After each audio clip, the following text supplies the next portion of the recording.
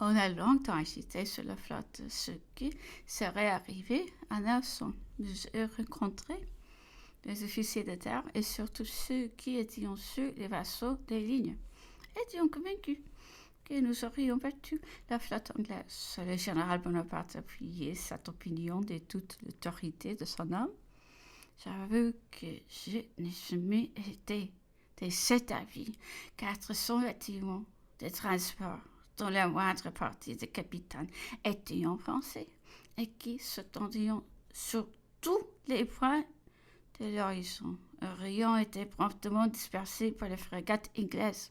Malgré tous les efforts de notre, nous aurions prévu de comporter l'expédition d'Égypte devenait impossible, mais l'armée se serait jetée sur les côtes de Sicile et se serait emparée de cette île.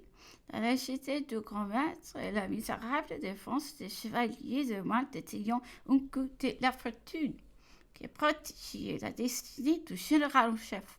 J'avais reçu l'ordre d'inspecter la fortification de Corfou et les magasins des munitions dont cette ville devait être pourvue.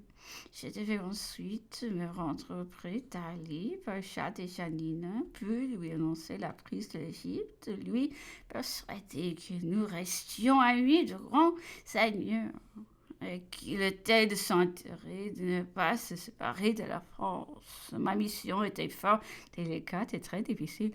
Ali Pacha nous était connu, puis un homme sans foi, qui vivait bien avec les troupes répandues sur les îles ioniennes et sur les littorales de cette portion de la Grèce dont il était le commandant, mais qui nous abandonnerait et deviendrait notre ennemi lorsque sa politique lui présenterait d'autres avantages. Arrivé à Corfou, j'ai vu le général Chabot, qui d'abord me demanda si j'étais porteur de riches présents pour Ali Pacha et de beaucoup d'argent pour semer le long de la route. Comme dit-il, ce sont les meilleurs arguments que vous puissiez lui présenter. C'était précisément ce que le général Bonaparte avait oublié. Mais rassurez-vous, me dit-il, le Pacha est sur le Danube, où il se battent bien malgré lui d'avant-ultime contre Passoine Oglan. Cette nouvelle me fait un grand soulagement. Je m'ai hâté de remplir les autres parties de ma mission de gagner l'Égypte. À quelques lieues d'Aboukir, où j'avais ordre de me rendre, la frégate que je montais fut poursuivie par un bâtiment anglais qui vint reconnaître la flotte. C'était le 21 juillet. Démonté sur l'Orient pour voir l'amiral Bru, commandant en chef. Je n'ai pas m'attendais pas à trouver la flotte embassée dans les rats d'Aboukir. Voici mon beau mot, ce que me dit l'amiral. Le général Bonaparte, en quittant Alexandrie, peut s'enfoncer dans le désert, m'a donné l'ordre d'entrer dans le port vieux d'Alexandrie ou de me rendre à Corfou avec la flotte.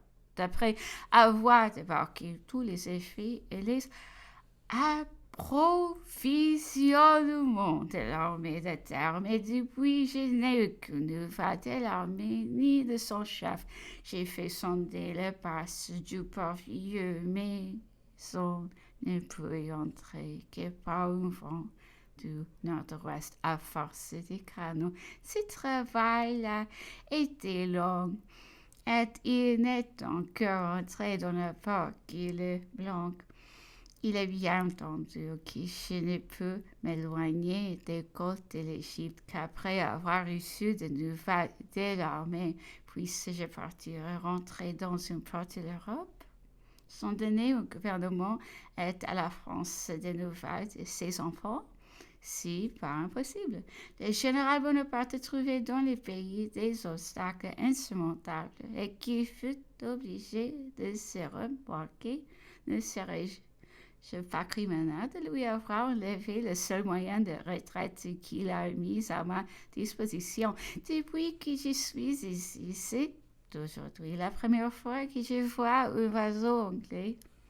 Il est probable que demain ou après, je serai attaqué. Je vais faire revenir le bâtiment qui est dans le port vieux. Si vous m'en croyez, restez auprès de moi. Nous avons bonne espérance et vous aurez l'avantage d'aller porter à votre général la nouvelle d'une belle victoire, puisque je ne pouvais entrer dans le port vieux d'Alexandrie, ni m'éloigner des côtes avant d'avoir reçu de nouvelles. Je me suis établi ici militairement. L'ambassade est de nécessité parce que, étant parti de Toulon avec la moitié des équipages seulement, je n'ai pas assez de monde pour me battre à la voile.